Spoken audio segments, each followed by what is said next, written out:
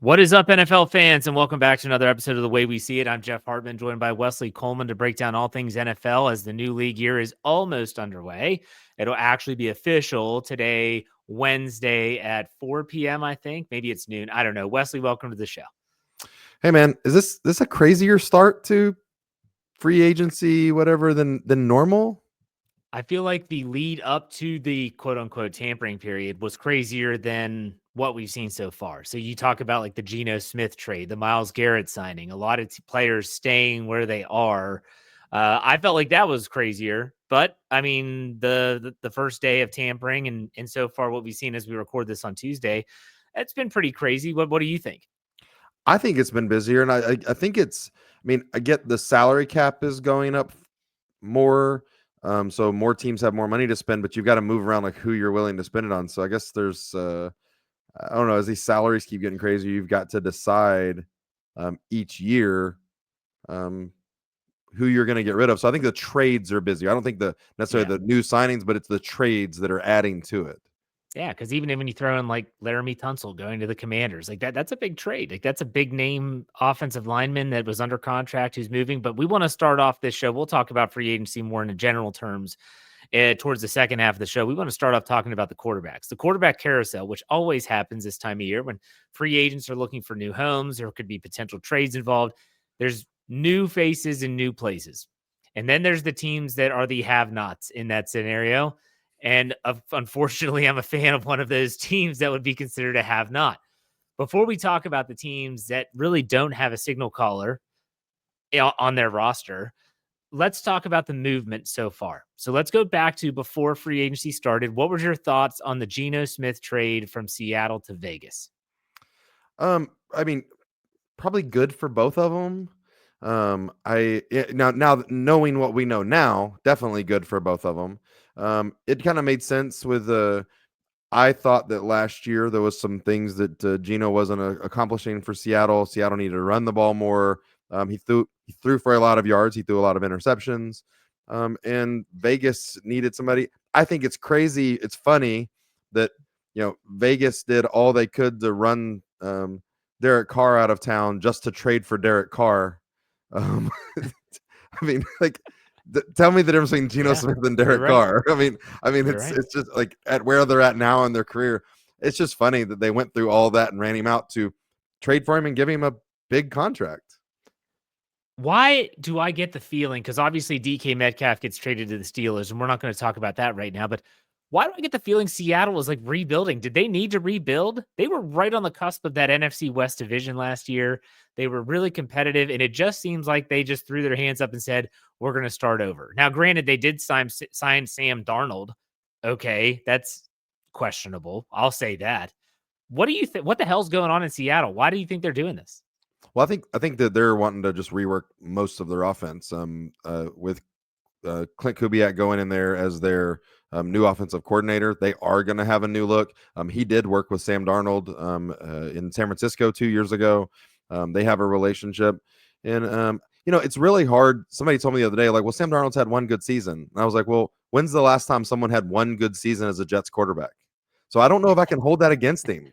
Maybe the one good season might be the only time he's had a chance to have a good season. So, I mean, and Sam Darnold's still 27. It seems like he was drafted a long time ago and was maybe, you might think that he was in, the Jet system for a long, long time. It was, a short rookie contract that he was there, got out of there, went to San Francisco, got some, some experience with the Kubiak regime, and now he's back with them. So they see something they like.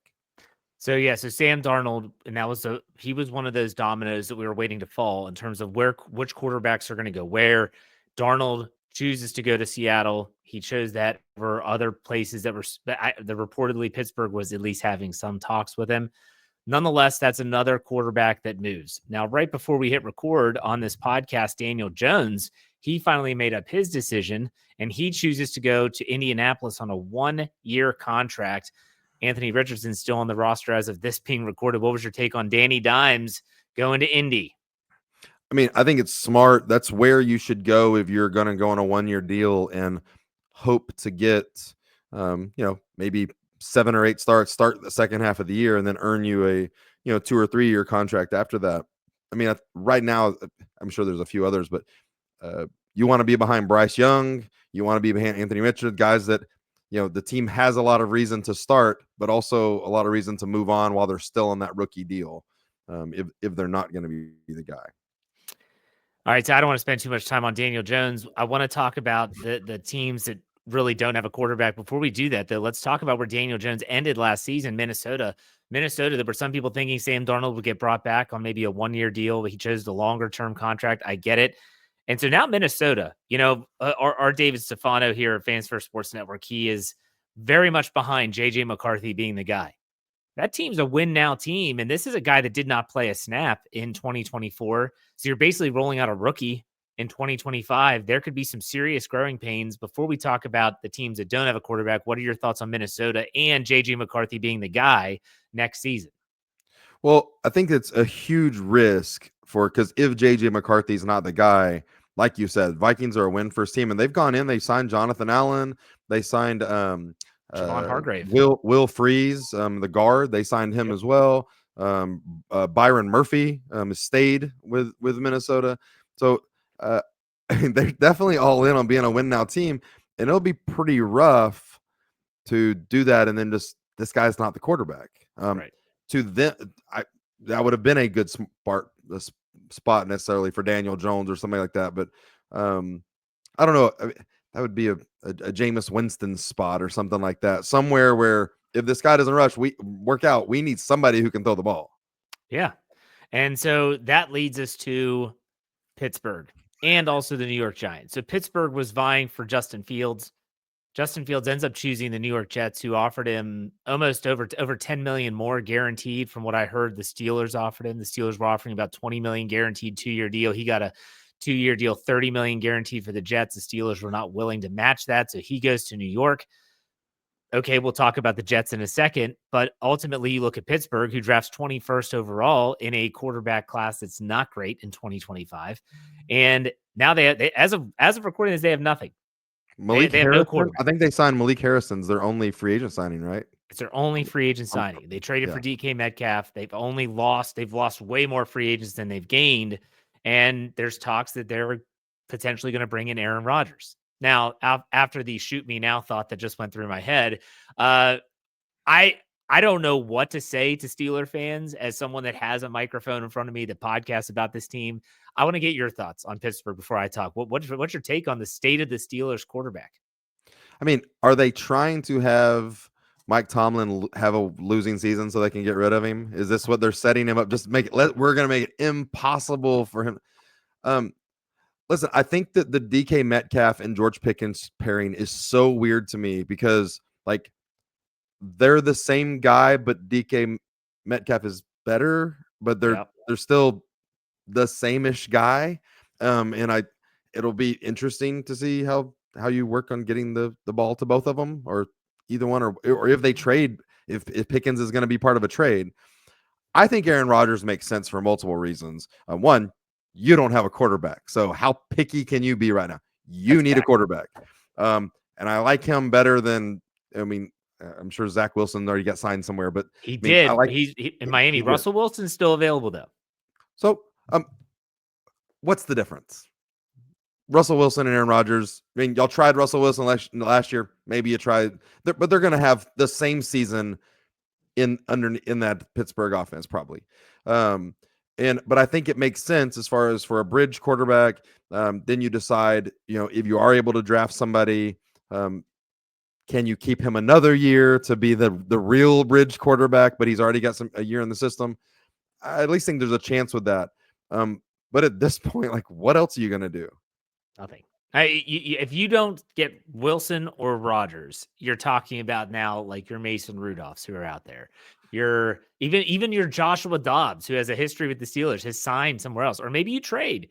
There's a lot of fans that want the Steelers to trade for Joe Milton up in New England because New England signed Joshua Dobbs to a 2-year contract to be a backup behind Drake May. That makes sense. Their play styles are more similar.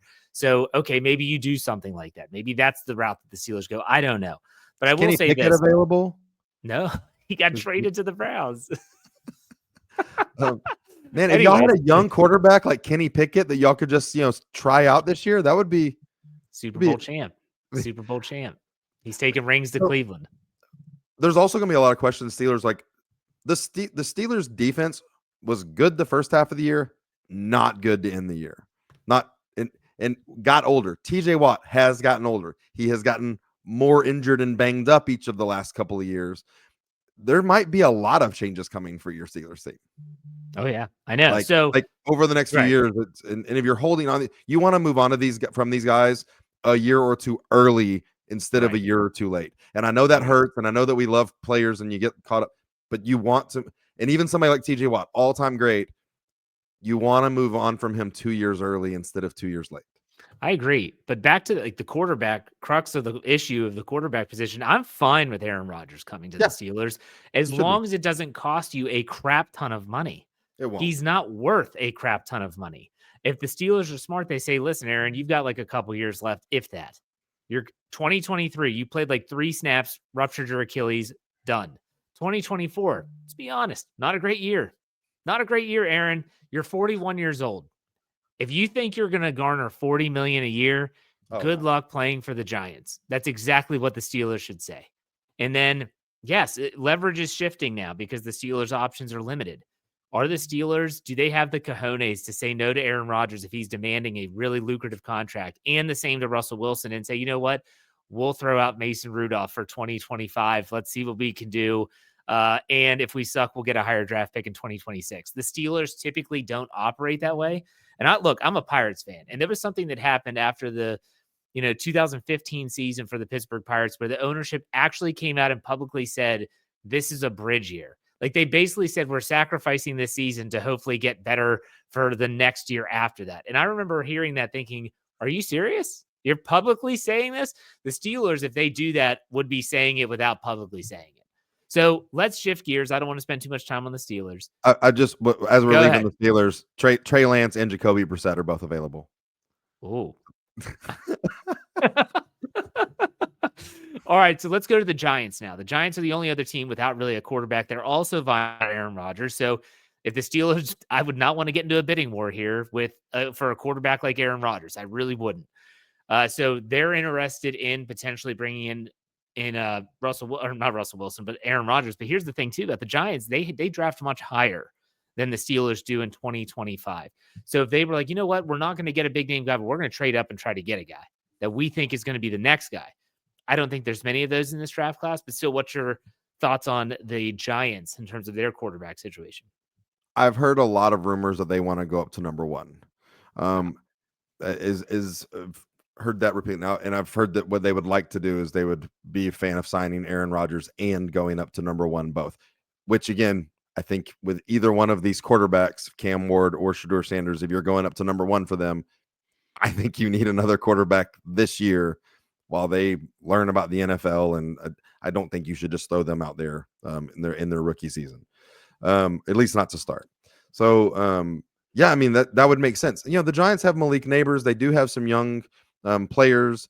They did just sign Paulson Adebo. They've made a few moves Yeah, they have. um, already in free agency. So I don't think the Giants are just like giving up and rolling over. I think they're planning on trying to build a team that's going to be competitive in the next couple of years. So whether that's a young quarterback and a veteran, that would make sense for them. If Brian Daboll likes employment as a head coach, he can't roll over and say, I'll wait another year. If he has another bad year, he's gone. No, And so is he probably the barely GM. survived this past time. Exactly. And so they did bring back Darius Slayton, wide receiver. They gave him a contract that a lot of people thought was way heftier than he was going to get in free agency. And so he stays with the Giants. So they do have some weapons. It'll be interesting to see what happens here with the quarterback crop that's still out there remaining, what the Steelers do, what the Giants do, where these chips eventually fall. But it's really a case, and I've said this for a long time, and I've seen it firsthand since Ben Roethlisberger's retirement in 2021. It's the haves and have-nots in terms of the NFL, and what is always the number one indicator? It's who is your quarterback. Either you have one or you don't. And unfortunately, a lot of the teams that we talked about so far in this podcast, they do not. So let's talk about free agency more on the broad spectrum of things. Have there been any moves that you have been surprised? Any moves that or lack of movement that surprised you? What's your initial take with free agency so far?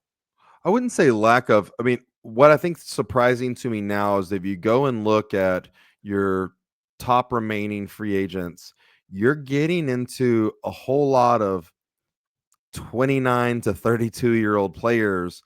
There's not a lot of like young players, coming off first contracts that are still out there. You're talking about names that have been around for a while, like Stephon Diggs, Joey Bosa, Keenan Allen, Amari Cooper, even Von Miller's about to be 36, and he's kind of at the top of leftover free agents and all. So Yep. I don't know. It's. I wonder if there's gonna be a pretty big stale season coming, because I think that teams are going to want to see how the draft falls. And if they get a young receiver or linebacker in the third or fourth round, well, you're riding with them versus picking a 32-year-old player or even 35-year-old player. So I think there's been a lot of movement really fast now. I do think it's probably going to slow down a little bit pretty quick. And we're going to have a lot of these older veterans waiting to see what happens at the draft before maybe even they want to make a decision on where to go, because they want to make sure that they're really signing to be the starter or Right. part-time player versus, well, now I'm Yeah. buried behind three people. You're getting to that stage. This happens every year where the veterans that don't, maybe they get released right before free agency and they don't sign immediately with the team. They're like, well, why would I sign now?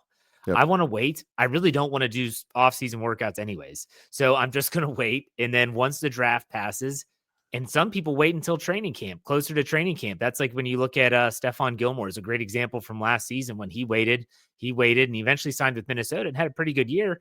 But why does he need to choose right then? Like, wait Right. till you have a team that needs a corner that's willing to give you a lot. I think he got like $10 million last season to play for Minnesota, and he played well. That's what's going to happen. You are going to see this thing. This first wave is going to die down.